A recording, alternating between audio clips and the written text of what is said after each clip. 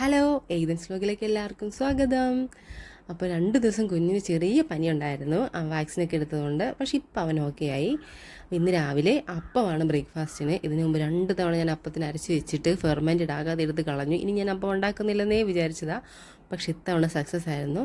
അപ്പോൾ രാവിലെ അപ്പം ഉണ്ടാക്കി, കടലക്കറി ഉണ്ടാക്കി. അപ്പോൾ നേരത്തെ ബ്രേക്ക്ഫാസ്റ്റൊക്കെ കഴിച്ചു.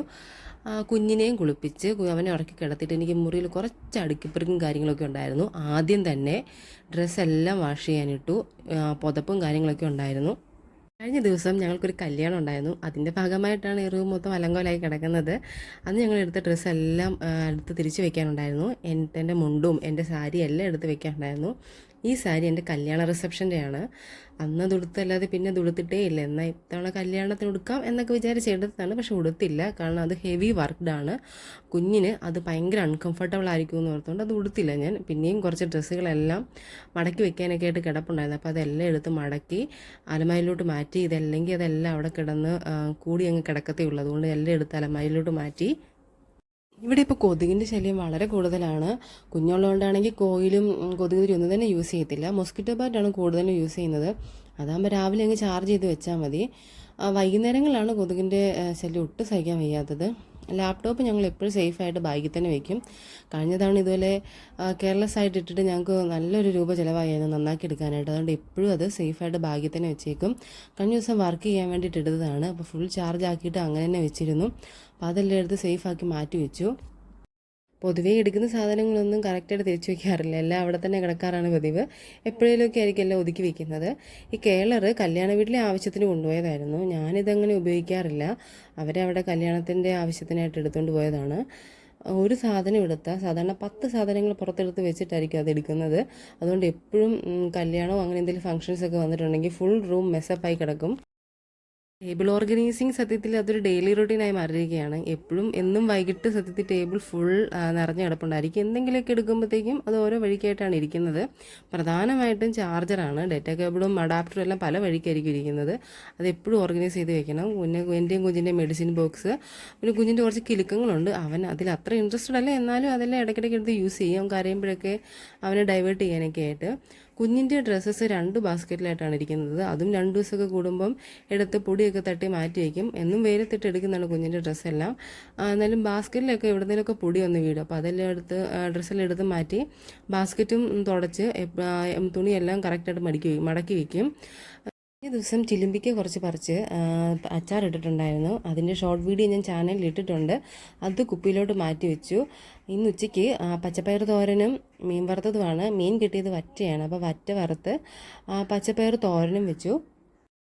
ഇപ്പോഴത്തെ ഉച്ച കഴിഞ്ഞിട്ടുള്ള പ്രധാന പരിപാടി കുരുമുളക് എടുക്കാൻ പോകലാണ്. വീട്ടിൽ മാവിലും കവുങ്ങിലൊക്കെ ആയിട്ട് കുറച്ച് കുരുമുളക് കയറ്റി വിട്ടിട്ടുണ്ട്. ഉച്ച കഴിഞ്ഞിപ്പോൾ നല്ല കാറ്റാണ്. അപ്പം പഴുത്ത് നിൽക്കുന്ന എല്ലാം പൊഴിഞ്ഞ് താഴെ വീഴും.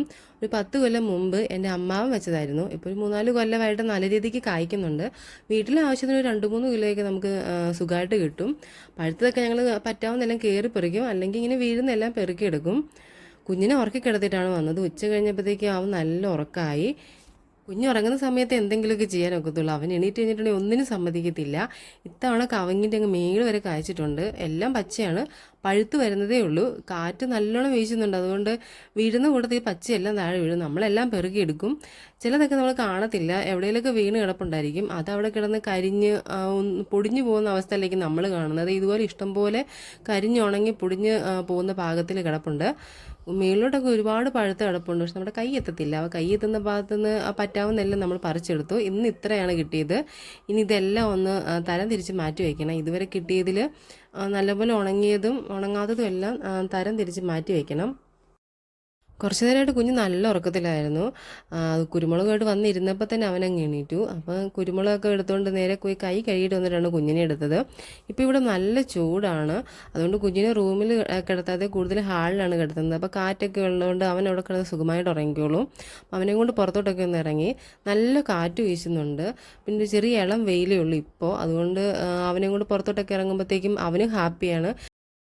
അവനിപ്പോൾ പൊതുവെ എല്ലാം ഒരു കൗതുകമാണ്. പുറത്തിറങ്ങുമ്പോൾ ഇങ്ങനെ ചുറ്റുമെല്ലാം നോക്കിക്കൊണ്ടേയിരിക്കും. ഞങ്ങൾ അവനെ ദിവസവും കുറേ നേരം ഇങ്ങനെ പുറത്തോട്ടൊക്കെ ഇറക്കും. അപ്പോൾ എല്ലാം ഇങ്ങനെ കൗതുകത്തോടെ നോക്കി നിൽക്കുന്നത് കാണാൻ തന്നെ ഭയങ്കര ക്യൂട്ടാണ്. അവൻ ചെറുതായിട്ട് കരയുമ്പോഴും പുറത്തോട്ടൊക്കെ ഒന്ന് ഇറക്കി അവൻ പെട്ടെന്ന് അങ്ങ് ഓക്കെ ആവും. അവൻ വലിയ വഴക്കൊന്നുമില്ല, ഇടയ്ക്കൊക്കെ ചെറുതായിട്ടുള്ള കരച്ചിലും കാര്യങ്ങളൊക്കെ ഉള്ളൂ. അപ്പോൾ അവനെ പുറത്തോട്ടിറങ്ങി അവൻ പെട്ടെന്ന് അങ്ങ് ഓക്കെ ആയിക്കോളും. അത് ഞങ്ങളുടെ മിട്ടുവിൻ്റെ കൂടാണ്. മിട്ടു ഈ അടുത്താണ് മരിച്ചു പോയത്. ഈ പാസ് ചെയ്ത് പോകുന്ന പൂച്ച ഞങ്ങളുടേതാണ്, പക്ഷേ ഈ പാത്ത ഞങ്ങളുടേതല്ല, അടുത്ത വീട്ടിലെയാണ്. എപ്പോഴും ഇതുപോലെ ഇതുവഴി വരും. ഞങ്ങളുടെ പൂച്ചയുടെ ചോറൊക്കെ കട്ട് തരുന്നത് ഈ പേത്തയാണ്.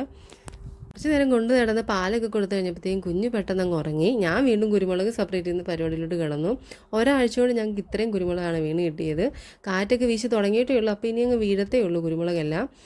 ഉണങ്ങിയതും ഉണങ്ങാത്തെല്ലാം മിക്സ് ചെയ്താണ് കിടക്കുന്നത്. അപ്പോൾ അത് സെപ്പറേറ്റ് ചെയ്തു. നല്ലപോലെ ഉണങ്ങിയത് ഒരു പാത്രത്തിലോട്ട് മാറ്റിയിട്ട് ഉണങ്ങാത്തെല്ലാം വേറൊരു പാത്രത്തിലോട്ട് മാറ്റി.